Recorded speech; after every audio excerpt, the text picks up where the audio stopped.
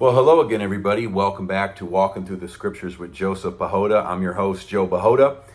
And today we're going to keep talking about Mike Todd, as if, because he's the gift that keeps on giving, and we've covered him many, many times before. But he's in hot water again because of plagiarism. And I'm going to give you a video. I'm going to let you listen to a video. Mad kudos to Henry and Monic, their channel, and I got this off of their channel. It's about a 9-minute video, but I'm going to speed it up a little bit. That way we get through it faster. They did a really good job of exposing how Mike Todd, just like word for word, and also analogy, stole from Pastor Robert Morris. In this particular case, they're talking about tithing. Now, real quick on that, just FYI, tithing in most churches today, the way it's being taught is a false teaching.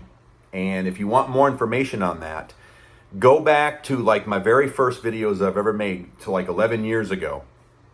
And I did is Tithing for Today, part 1, 2, and 3. Each video is about 20, 25 minutes long. So I got about an hour worth of teaching, on what is the correct interpretation of Malachi 3 and all those other tithing scriptures that we use incorrectly in a lot of these prosperity gospel, word of faith, Pentecostal charismatic churches. Okay. And there may be some other churches that aren't Pentecostal charismatic that they teach tithing too. And it's a false teaching. It's a false doctrine. It has nothing to do with what churches say that it actually is. So if you want more information on tithing, go back and watch my videos. Is Tithing for Today, part 1, 2, and 3. Okay. But anyway, in this particular sermon, you'll see how Mike Todd steals from Pastor Robert Morris, like word for word, but also like analogy per analogy. I mean, he like steals the whole thing. Secondly, though, a couple of things with that. Number one, this is not news to me that Mike Todd is getting accused of plagiarism. I made a video a year ago where Mike Todd was accused of plagiarism from the late Dr. Myles Monroe's son.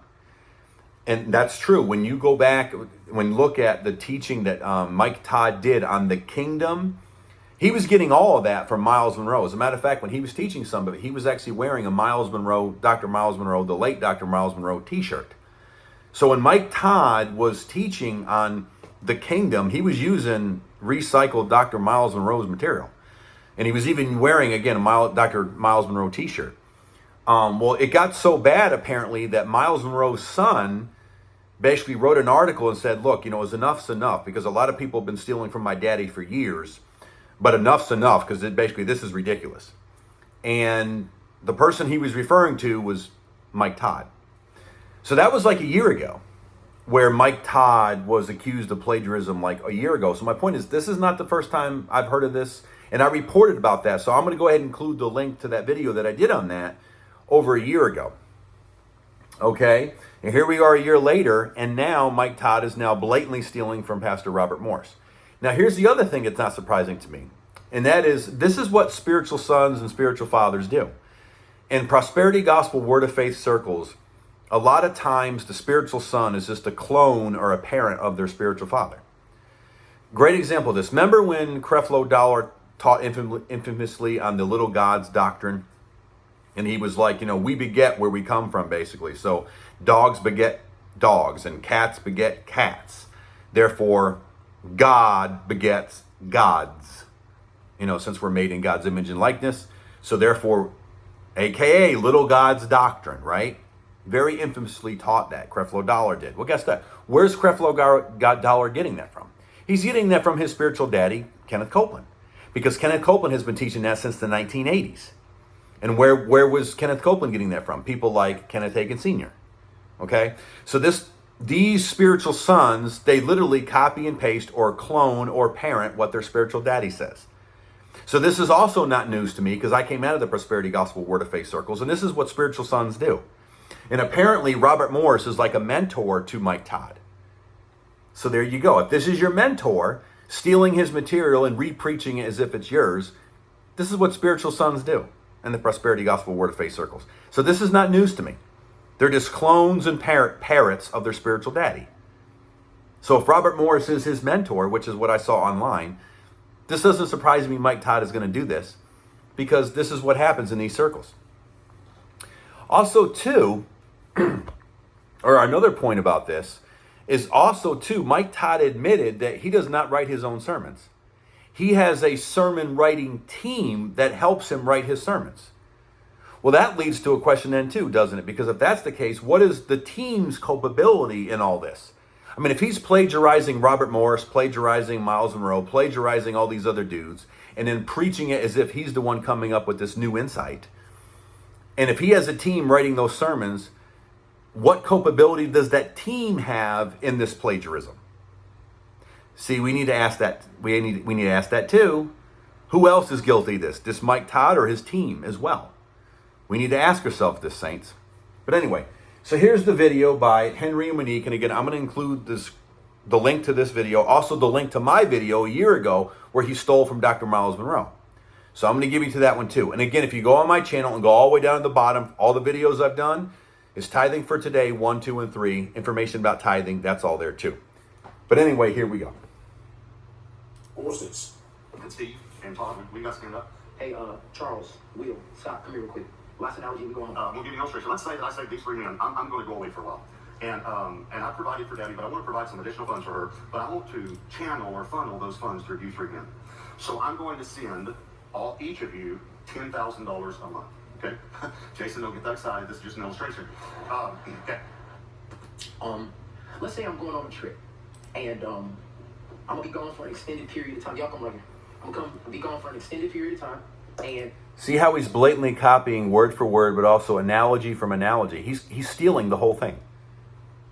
I want to provide for Natalie, my wife, and I'm taking care of her, but I want to provide some extra finances just in case she gets in a spot. And I'm going to give each one of y'all $10,000 every. Hold on, it's just an example, okay? Have you heard of this brand new product that instantly cleans toilets without any scrubbing? Take any dirty toilet. Sorry about the ad. Scott, calm down. So, I'm talking to Debbie Everett, and I say it to you, but I want you to give Debbie 10% of it, $1,000 a month, and you can keep the 9%. Just give my wife 10%.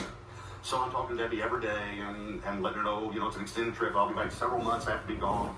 And after about 3 months, I think about these other funds. And I say, hey, how are the funds coming in from the 3 guys? And she said, well, Jason sends $1,000 a month. Just like you said. As a matter of fact, it arrives like January 1st, February 1st. I mean, he's like clockwork. It's $1,000. So good job. Okay. I'm going to provide $10,000 extra for her through all of you. And all I want you to do is give her $1,000 each time I send you the $10,000. The other 9, you keep. You can do whatever you want to do with it, but I just want to give you that money, okay? And what if I talk to my wife every night? What's up, baby? I miss you. Caking. Y'all remember caking? Okay, cool. So I'm talking to her, and I'm like, hey, you remember those finances that I was going to have Charles and Will and Scott give to you? How's it been going? And she's like, yeah, so Charles sends $1,000 every 1st and 15th, like clockwork. It's like $1,000, like it just keeps coming. I'm like, okay, that bet. I said, well, what about Steve? She said, well, Steve is sending $2,000 a month. I said, $2,000 a month? I didn't ask him for $2,000 a month. I just asked him for $1,000 a month. I know. I said, well, why is he sending $2,000? I don't know. He just sends $2,000 a month. I said, what about Will? Will, for some reason, sends $2,000. I was like, what? I was like, I just told him to send $1,000. I know, but every 1st and 15th, he sends $2,000. And it's just been consistent all over. I said, well, what about Trader? Todd, sorry. Todd. I said, what about Todd? She said, well, we need to talk about Todd. I said, well, why? What's Todd doing? Well, the first month he sent $700. The second month, $400. And this last month, he didn't send anything. And I was like, okay, so what about the thief? What about Scott? And he said, well, let's talk about Scott for a second.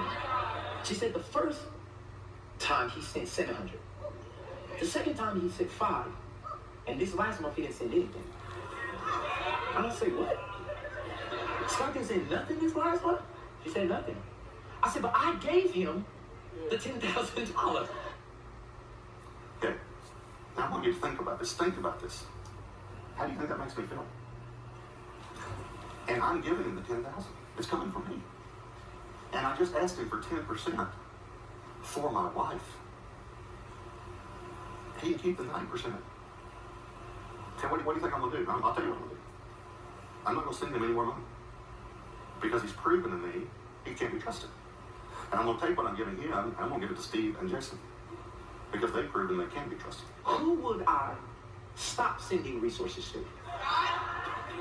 Not, You're not a bad person if you don't tithe. You're not a bad person. watch this. Not because he's a bad person. Yeah. It's because he didn't do what I asked to be done with the resources. But listen to me very carefully. Tithing might be more personal to Jesus than what you thought. Could it be said that tithing may be more personal to Jesus than we think? He has the power. And you say, well, I can't believe you just... Again, copying idea, word for word, analogy from analogy. But again, this is prosperity gospel, word of faith, copying your spiritual daddy 101. This is what they do. Just take it away and give it to others. If you don't think Jesus would do that, read the parable of the talents. When he took from the one that wasn't faithful and gave it to the one who was faithful. He wants to provide for you. But why would he provide and bless people who will not even be concerned about his life?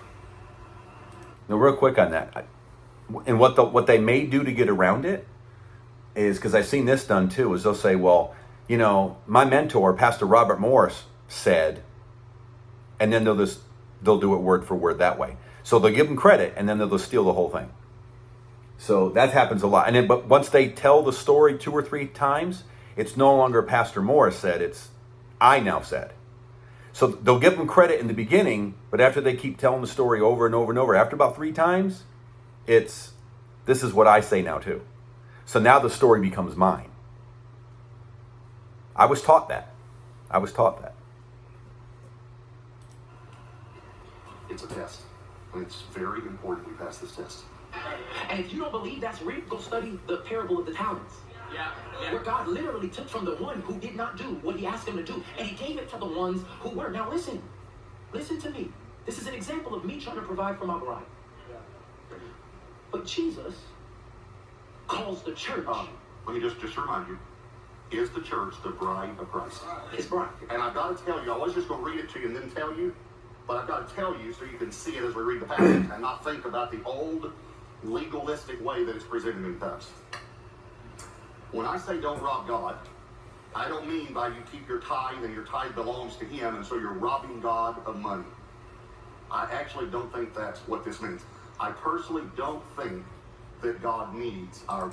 Now, real quick, you hear what he's saying? He's like, I personally don't think that's what it means. So you're basically giving your own interpretation. Really, then you don't know. Just little FYI there. But Mike Todd's going to preach it like this is the interpretation. Watch this. for money. Do you? I don't think he does. Here's what I think he's trying to say in Malachi 3, and this is what I'm saying in this message. And you could even put it after the 3 words, don't rob God, if you want. Don't rob God of an opportunity to bless you. And a lot of churches, and I want to apologize, they really, really do a disservice to this because they misinterpret the heart of God on the tithe. And I'm going to expose where it gets misinterpreted, and I want to give Transformation Church, who is the key to the rise of a holy rebellion, I'm going to give us the actual right. The key to rise to a holy rebellion. What is that? Anyway, I digress. Interpretation. Malachi 3, okay? We've heard this in almost every offering time ever. Will a man rob God? How do you rob God? In tithe and offering. So don't rob God. Give your tithe and your offering. What? Do you hear what he also said there? He's like, this is the correct interpretation. So Mike Todd is now panning it off as if this is the correct one. And again, but they have no idea if it is or not. This is just their own interpretation. They're just flying by night doing their own thing. So anyway, there it is. It's almost line by line, precept by precept, analogy by analogy, example by example, total completely copy and paste plagiarism of Pastor Robert Morris. And what's sad is he's copy and pasting false teaching. So he's just plagiarizing the false teaching and re-preaching and reteaching the false teaching. He did the same thing with Dr. Myles Monroe stuff too. He would take all the stuff that Dr. Myles Monroe said that was incorrect, and then he'd re-preached all the incorrect stuff again and again and again. This is old news. Mike Todd's been doing this for a long time now, this plagiarizing, stealing of other stuff. And then he says he doesn't even write his own sermons. He has a team help write his sermons for him. Again, well, what culpability do they play in all this too? Don't know, but I would like to know. If you don't know by now, this proves, beyond a shadow of a doubt, Mike Todd is this bad news. He's been Mad News for a while. I've said this before, that church that he pastors really isn't a church. It's basically like daddy daycare for babes in Christ or non-Christians at all. Now, when I said that originally, I had a sister jokingly come up against me. She's like, I take offense to that because she's like, when I ran a daycare in the church, I actually taught my kids the Bible. Right? So what she was saying is Mike Todd is even worse than the daycare kids. And I would agree with that too. I mean, this dude is basically a clown in the circus. He runs a circus, and he's the orator. He's the showman of the circus. That's what Mike Todd is. And he's keeping those people babes in Christ. So if you're in that church or know somebody in that church, please let them know in love to let them get out. Because Transformation Church, it's a clown show. And Mike Todd is the biggest clown of the circus. And now he got caught red-handed stealing Robert Morris's stuff. Which again, he got caught red-handed stealing Myles Monroe, the late Dr. Myles Monroe stuff too. So this is old news. All right. So if this has blessed you, hit the like button, hit the share button, hit the subscribe button. Until next time, know that Jesus loves you 92. God bless everybody.